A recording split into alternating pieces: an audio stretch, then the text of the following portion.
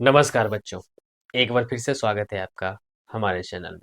आज हम लोग देखेंगे एनसीईआरटी साइंस क्लास 6 का अध्याय 16, जिसका नाम है, आपको जैसा कि दिख रहा होगा, कचरा संग्रहण एवं निपटान।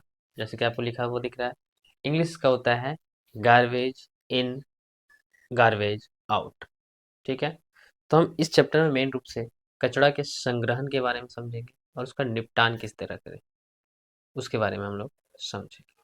ठीक है, तो सबसे पहले हम बात करते हैं कचरा की। तो कचरा की वजह से इतना सारा पॉल्यूशन जो हो रहा है, वो कचरे की वजह से हो रहा है। जहाँ तहाँ यत्र तत्र हम लोग कचरा फैलाते हैं। साफ सफाई, अपने घरों को तो साफ सफाई रखते हैं, लेकिन उसके अगल बगल में जैसे मान लीजिए आपका रोड पे घर है, तो आप लोग क्या करते हैं, अपने घर को साफ सुथरा करके रोड के उस पार कचरा जमा कर देते हैं। रोड को साफ किए, रोड के उस पार कचरा जमा कर दिए, तो क्या उस पार वाले लोग जो है, किस तरह से वो इसको ये झेल पाएगा। आप अपना घर साफ कर रहे हैं, किसी और का घर कचरा कर रहे हैं। ठीक है, तो इन सभी बातों को इस चैप्टर में पढ़ेंगे, कचरा से क्या क्या नुकसान हो सकता है और कचरे से किस तरह से हम लोग उसका निपटान करेंगे जिससे हम लोग को फायदा हो, नुकसान ना हो। तो आइए समझते हैं मेन रूप से। देखिए, सबसे पहले हम लोग समझते हैं कचरे का निपटान। ठीक है, तो कचरे का निपटान किस तरह से करेंगे, वेस्टेज को। बात आती है सबसे पहले भराव क्षेत्र। तो जो भराव क्षेत्र है, जो गड्ढे वाले क्षेत्र है, जहाँ बहुत गड्ढा है, तो उसको हम लोग भराव क्षेत्र बोलते हैं। जैसे में देखिए, समझिए कि वह स्थान जहाँ शहर अथवा नगर के कचरे को एकत्र करके बांटा जाता है, यानी उसको बराबर किया जाता है।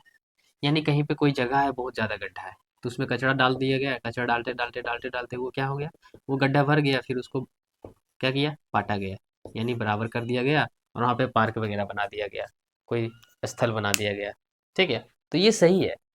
इस तरह से कचरे का निपटान होना मतलब अच्छा है। लेकिन हम लोग जहाँ तहाँ फेंक देते हैं, तो वो कचरे का निपटान नहीं होता है। तो कचरे का निपटान करने का एक बेहतर तरीका है, आप अपने घर के अगल बगल में भी गड्ढा खोद कर कचरे को डाल सकते हैं, उसको ढक सकते हैं। ठीक है, और कचरा भी अलग अलग प्रकार का होता है, तो उसको भी यहाँ पे समझेंगे कि किस तरह से हमको कचरा का निपटान करना है। तो आइए समझते हैं। देखिए, सबसे पहला है कंपोस्टिंग के द्वारा कचरे का ये भी निपटान है। ठीक है, वो है कंपोस्टिंग विधि। कंपोस्टिंग में क्या होता है ना, कि पदार्थों के विगलित और खाद में परिवर्तित होने की प्रक्रिया को कंपोस्टिंग कहते हैं। यानी जो पदार्थ है, उसको विगलित करना, यानी छोटे छोटे टुकड़ों में गलाना या खाद बनाना, ये क्या कहलाएगा, कंपोस्टिंग कहलाएगा। ठीक है, फिर देखिए बात आती है कि नगर पालिकाओं द्वारा दो अलग अलग रंग के डिब्बे, नीला और हरा, ध्यान रखिएगा, नीला हरा रंग का कूड़ेदान प्रदान किए जाते हैं। जैसा कि आप लोग को पता होगा, नगर पालिका जो नगर से आते हैं, ठीक है, कुछ ऐसे भी हैं जो गांव से आते हैं। तो गांव वगैरह में भी एक अभियान चला था, लोहिया स्वच्छता अभियान।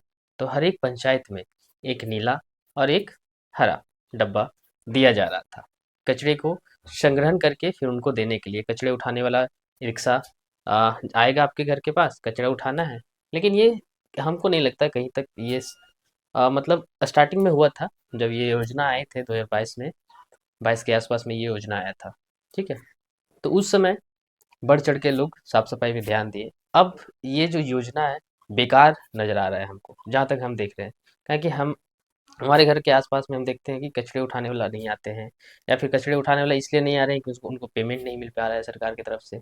तो ये सारी दिक्कतें आ रही है, और जितने भी कचरा भवन बने हैं, वो बेकार बने हैं, कोई काम का नहीं आ रहा है। जितने भी लोहिया स्वच्छता अभियान के थ्रू जितने भी कचरा भवन बने हैं, मतलब 10-20% छोड़ के, सबको नहीं हम बोल रहे हैं, जहाँ पे रख रखाव सही से हो रहा है वो सही है, वहाँ से कंपोस्ट किया जा रहा है।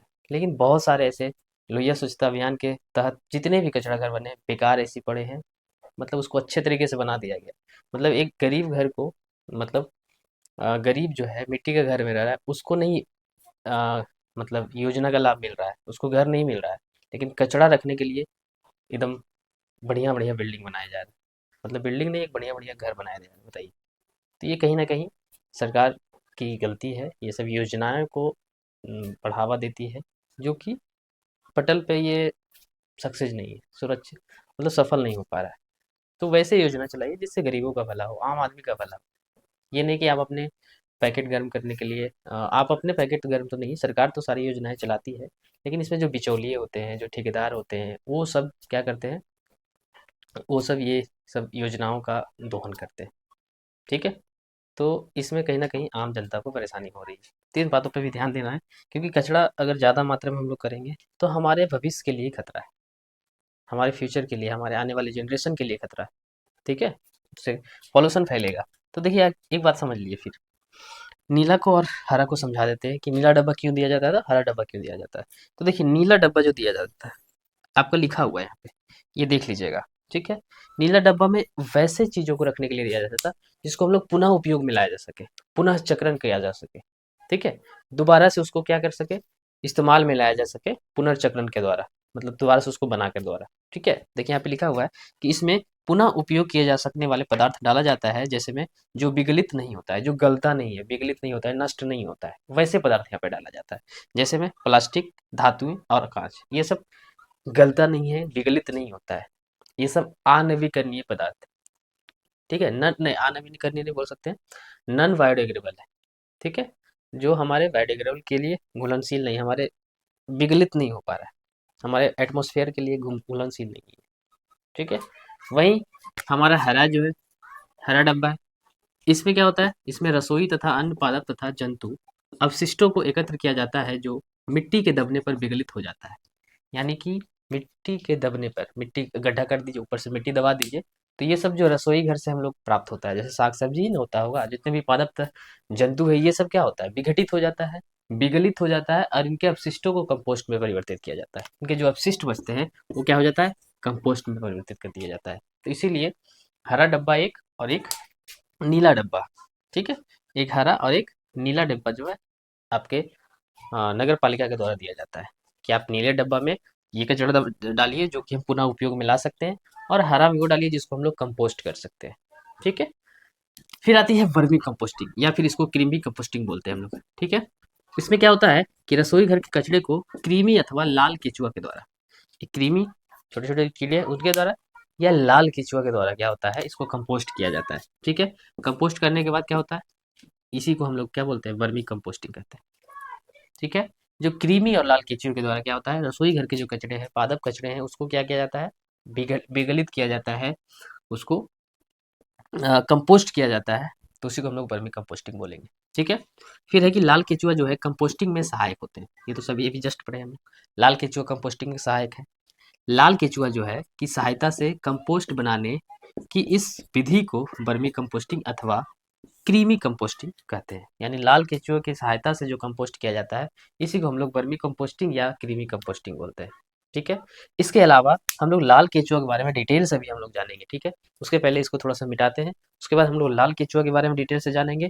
फिर एक पॉइंट और है, लाल केचुआ के बारे में जानना है, फिर आपको कागज का पुनर्चक्रण के बारे में पढ़ेंगे, और फिर प्लास्टिक वरदान है या अभिशाप, इसके बारे में आप पढ़ेंगे। प्लास्टिक हमारे लिए वरदान है, ये फायदेमंद है, या ये हमारे लिए नुकसानदेह है। ठीक है, तो इसको थोड़ा सा मिटाते हैं, उसके बाद समझते हैं। आइए अब लाल केचुआ के बारे में थोड़ा सा और भी डिटेल से जानते हैं, और कागज का पुनर्चक्रण जैसा कि बताएं, और प्लास्टिक वरदान है या अभिशाप, इसके बारे में थोड़ा सा चर्चा करेंगे। ठीक है, तो देखिए सबसे पहले लाल केचुआ के समझिएगा। लाल केचुआ के बारे में बताएं, ये वर्मी कंपोस्टिंग में क्या करता है, सहायता करता है। ठीक है, फिर देखिए लाल केचुआ का दांत नहीं होता, ये याद रखिएगा, लाल केचुआ का दांत नहीं होता है, एक विशेष संरचना होती है जिसे हम लोग गिजर्ड बोलते हैं। ठीक है, एक विशेष संरचना होता है जिसको हम लोग गिजार्ड बोलते हैं। ठीक है, याद रखिएगा। यह जो है भोजन को पीसने में सहायता करता है, भोजन को पीसने में सहायता करता है कौन, लाल केचुआ। एक दिन में अपने शरीर के बराबर, मतलब एक दिन में ये अपने शरीर के बराबर आहार को खा लेता है। ठीक है, आहार खा सकता है। फिर देखिए इन्हें जो है नमी की आवश्यकता होती है, अगर इसको बहुत ज़्यादा गर्मी या बहुत ज़्यादा ठंडा मिला तो ये जीवित नहीं रह सकता है। ठीक है, तो वही लिखा है कि बहुत गर्म तथा ठंडे वातावरण में जीवित नहीं रह सकता है। इसे हम लोग किसानों का मित्र भी कहते हैं, क्योंकि हमें किसानों को वर्मी कंपोस्टिंग बनाने में बनाकर देता है। तो एक तरह से ये किसान का क्या है, मित्र ही हुआ ना, तो ये ध्यान में रखिएगा। ठीक। फिर है कागज का पुनर्चक्रण। पुराने कागज इकट्ठा करें। कागज का पुनर्चक्रण कैसे करना है ये बताने का कोशिश किया जा रहा है। ठीक है। तो सबसे पहले आप पुराने कागज को इकट्ठा करिए, चाहे वो अखबार हो या नोटबुक हो या कुछ भी हो। ठीक है। फिर उसको छोटे छोटे टुकड़े करके पानी में भिगो कर 1 दिन के लिए छोड़ देना है। छोटे छोटे टुकड़े करके पानी में भिगा देना है, 1 दिन के लिए छोड़ देना है। फिर ठीक, फिर करिएगा भीगे कागज को मसल कर गुद्दी यानी लुगदी बना लेना है। मसल्स के एकदम गुद्दी गुद्दी बना लेना है, लुगदी छोटा छोटा पार्ट बना लेना है। ठीक है।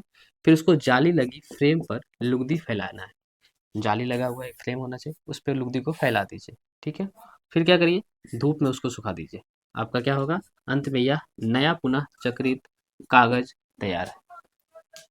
ठीक है। तो ये पुनः चक्रित कागज बनाने का विधि है। हाँ, उसके जैसा क्वालिटी नहीं बनेगा जैसा आपका स्टार्टिंग में था वो कागज। ठीक है। तो ये भी ध्यान में रखना है। फिर देखिए, प्लास्टिक वरदान है या अभिशाप। मतलब प्लास्टिक जो है हमारे लिए फायदेमंद है या नुकसान। तो देखा जाए तो कुछ प्लास्टिक जो है हमारे लिए फायदेमंद है, कुछ नुकसानदेह है। जैसे में बोल रहा है कि कुछ प्लास्टिक का पुनः चक्रण संभव है।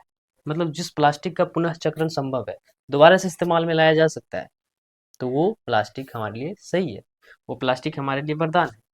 लेकिन जिसको हम लोग दोबारा से इस्तेमाल नहीं कर सकते, ऐसे ही वो रहकर पॉल्यूशन फैला रहा है, प्रदूषण फैला रहा है, तो वो हमारे लिए अभिशाप है। जैसे में पॉलिथीन की थैलियाँ, ये क्या है, क्या है, यह पुनः चक्रण नहीं हो सकता। मतलब बहुत सारे ऐसे प्लास्टिक्स हैं जो जिसको हम लोग पुनः चक्रण कर सकते हैं, कुछ जो है उसका कर सकते हैं, कुछ का नहीं कर सकते। तो जिसका हम लोग पुनः चक्रण नहीं कर सकते, वो हमारे लिए क्या है, अभिशाप है। और जिसको हम लोग पुनः चक्रण कर सकते हैं, वो हमारे लिए क्या है, वैसे प्लास्टिक हमारे लिए वरदान है। ठीक है। तो इस किताब में इतना ही पढ़ना था, जितना समझना था, जितना टॉपिक को लगभग हमने कवर कर दिया। ठीक है। तो आज के लिए इतना ही रहने देते हैं, मिलते हैं आपको नेक्स्ट वीडियो में। तब तक के लिए धन्यवाद। जय हिंद।